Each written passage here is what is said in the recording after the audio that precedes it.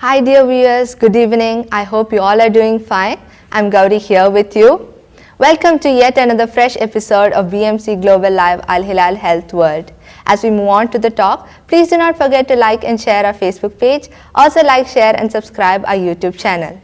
So in our last episode, we had talked about braces and retainers and also how to maintain our oral health when we have these. So today's episode, we'll be starting it by talking about the oral hygiene in children and infants. So to provide knowledge on this, we have a very charismatic and skillful doctor, Dr. Rinkoo Jose. He is an orthodontist specialist working at Al Hilal Multi-Speciality Medical Centers and Hospital. He has done his graduation from JSS Dental College, Mysore, and has taken his Masters in Orthodontics at AB Shetty Dental College, Mangalore. He is also an international member of American Association of Orthodontists as well as a fellow of World Federation of Orthodontists, and he has successfully made his mark in Bahrain within a very short span of 5 years. Hello doctor, once again welcome to the show. Thank you so much, Gowri. I hope you're doing all good today. I'm doing great. How are you doing? I'm doing great too, doctor. So doctor, I've met a lot of children like infants. Okay. I have a lot of cousins, so I've met them and I've noticed that most of them have their first teeth erupting at 6 months or maybe after that or maybe at 1 year when they are 1 year old. So what is the exact age for a child to have their tooth erupted first? See, the first tooth or the first milk tooth to erupt into the oral cavity is your lower front tooth, and it is followed by your upper front tooth. And this usually happens around the age of 6 months. Okay. And by the age of around 2 years, the complete set of milk tooth erupts into the oral cavity. So doctor, I've heard of this term called as teething. So what is the meaning of this term? See, teething is a process by which a teeth erupts into the oral cavity or by which the teeth breaks through the gums. And in children, some of the signs and symptoms of teething can be crankiness, irritability, a loss of appetite, trouble in sleeping, an urge to chew on objects, and even mild fever. So I've seen that when these babies are born, we usually hire a third person to take care of them. So is there a need for taking care of the baby's teeth? See, oral hygiene in kids or infants is something which is neglected by most parents these days. Yeah. It is definitely equally important as personal hygiene. Okay. You need to take care of the oral hygiene after every feed and before the baby is put to sleep. From the age of about 3 months, you can start this by wrapping a wet cloth or a gauze around the finger of either of the parent and running it around the gum areas and the newly erupted teeth. And starting from the age of about 1.5 to 2 years, you can use a specially designed toothbrush for kids, and the parent can brush it for their kids until they are mature enough to start brushing on their own. Once they are mature enough to start brushing, the parent must encourage and support the child and make sure the child brushes and completes the whole process. And this can be done by specially designed toothbrushes and toothpaste specially formulated for the kids. Oh, okay. So I've seen that tooth decay, it takes place in adults. So can it take place in children? If so, how can it be prevented? So one of the most common kind of caries seen in kids is called as nursing bottle caries or rampant caries. So this happens when the baby is put to sleep with a feeding bottle in the child's mouth. So what happens is, throughout the whole period of the night, the teeth is coated with milk. So when this happens every day for a long period of time, it leads to nursing bottle caries. So what I would recommend is you need to give water after you feed the child, or if the child is still awake, you can run the gums and the teeth with a wet cotton wrapped around your finger and help prevent this nursing bottle caries. Okay, so doctor, in adults again, I've seen that while tooth decay takes place, we usually fill the tooth. So is that done for babies, or can it just be left like that because anyways it will fall off and a new teeth is going to come? Again, that is another myth happening, that you neglect cavities in children. They say, though, it's eventually going to fall off, why bother filling, or you can just pull it off. But cavity in children or a decay in a milk tooth can lead to developmental disturbances in the permanent tooth, because cavity can lead to an infection, which in turn affects the development of your permanent tooth.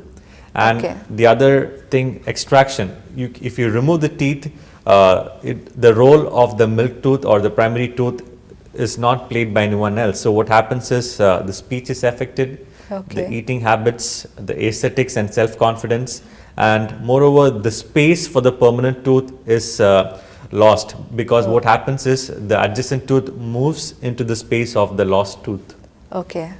So doctor, with that I think we'll go for a short break now. So dear viewers, we'll be going for a short break now. Please do not forget to like and share our Facebook page. Also like, share and subscribe our YouTube channel. We'll be back soon.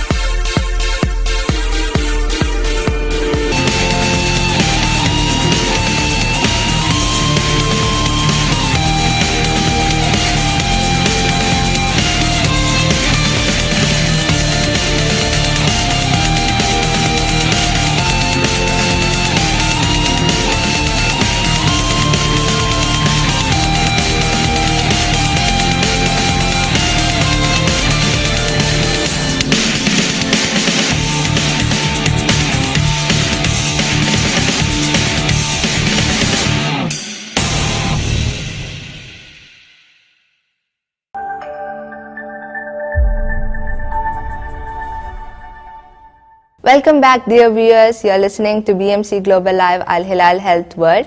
With us we have Dr. Rinkoo Jose. So doctor, in our previous episode we had talked about the habits in children. What are the common habits that we can see in children? See, some of the most common habits seen in children are thumb sucking, tongue thrusting, and mouth breathing. Yeah.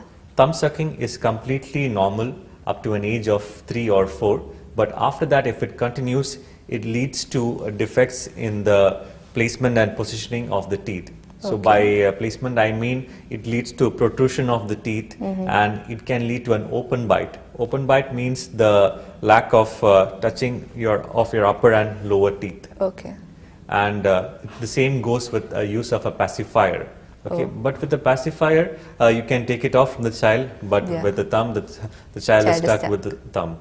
And the second most common habit seen is tongue thrusting or reverse swallowing. So in this process, what happens is the child sticks their tongue between their teeth when they swallow. So this is normal at a small age, but if it continues even after the development of the swallowing pattern, this again leads to protrusion of the teeth or spacing out of the teeth. Okay. And the third habit being mouth breathing. But mouth breathing has an underlying cause, that maybe the child has an infection, infected tonsils or adenoids or any other nasal obstruction. The child is forced to breathe through the child's mouth throughout the period of the whole night. So what happens is this in turn retards the development of the lower jaw and the nose and a lot of other factors, and it leads to a typical adenoid facies, which we say. And what happens, it causes an open bite and a protrusion of the teeth. So how do we treat these habits? How can we prevent the child from doing these? See, we can use certain appliances known as habit breaking appliance. So as the term suggests, it breaks the habit. So there is, for thumb sucking and tongue thrusting, the habit breaking appliance, it's fixed to the molars, and a thin wire runs behind the front tooth. So this stops the child from placing the thumb into the mouth and also bringing the tongue forward. Whereas to treat mouth breathing, first the child is advised for an ENT consultation to rule out or treat the underlying cause.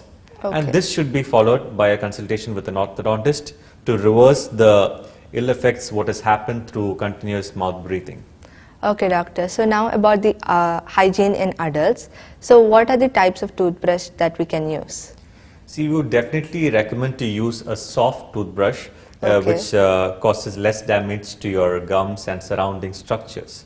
Many people are under the impression that if you use vigorous force or a hard toothbrush, it is going to whiten your teeth. But this is wrong. It in turn damages your gums and it causes irreversible damage to your enamel. Enamel is the hardest substance in your body. It is harder than your bone.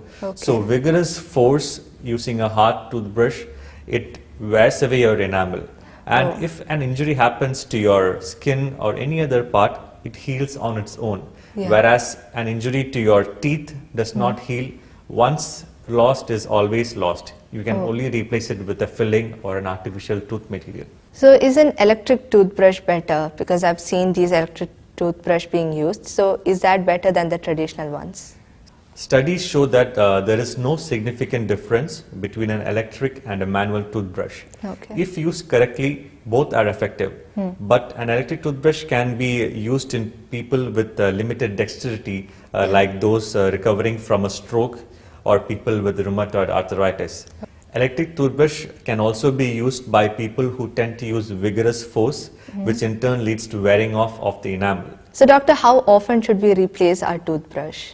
See, a toothbrush must be replaced once in every 3 to 4 months or as soon as it starts getting to fray. So is there a best toothpaste which we can use, or is all the toothpaste advisable? See, we usually recommend a fluoridated toothpaste for adults because it helps to remineralize and strengthen your tooth. And for kids, there are special toothpaste for the kids which has less burning sensation and it's safe to swallow as well. So doctor, I've heard that when people brush their teeth vigorously, it can cause bleeding of the gums. Is it normal? See, occasional bleeding of gums is normal while brushing vigorously or by ill-fitting dentures, but frequent bleeding can be a sign of an underlying cause like gum infection, or it can be hormonal changes during pregnancy or any bleeding disorders or vitamin deficiency, etc. Yeah, so does it have any treatment? Should a treatment be done? So the treatment for bleeding gums or gum infection is definitely maintaining your oral hygiene and dental cleaning. So what happens in gum infection is there is something known as plaque. So the debris from your food, the saliva, they all coat on your teeth and this is known as plaque. When a plaque is left on your teeth, or if it is not cleaned frequently, it solidifies into something known as calculus. So this calculus causes bleeding of your gums and it leads to gingivitis. And gingivitis, if left untreated, it progresses to a much severe form known as periodontitis. So what happens in periodontitis is your supporting structures of your teeth and gum, that is the fibers that hold your gum to the teeth, is weakened. So your tooth starts to get weak or it starts shaking and eventually it falls off. So gum infection, if left untreated, can lead to falling off of your teeth. So doctor, we have learned about tooth scaling at school. So what is exactly tooth scaling and how is it important? See, the process of removing the deposits or the plaque and calculus and the stains by a dentist is known as tooth scaling. Good oral hygiene and tooth scaling is vitally important to prevent gum infections. You need to get your tooth cleaned or checked by a dentist twice a year or at least once in a year.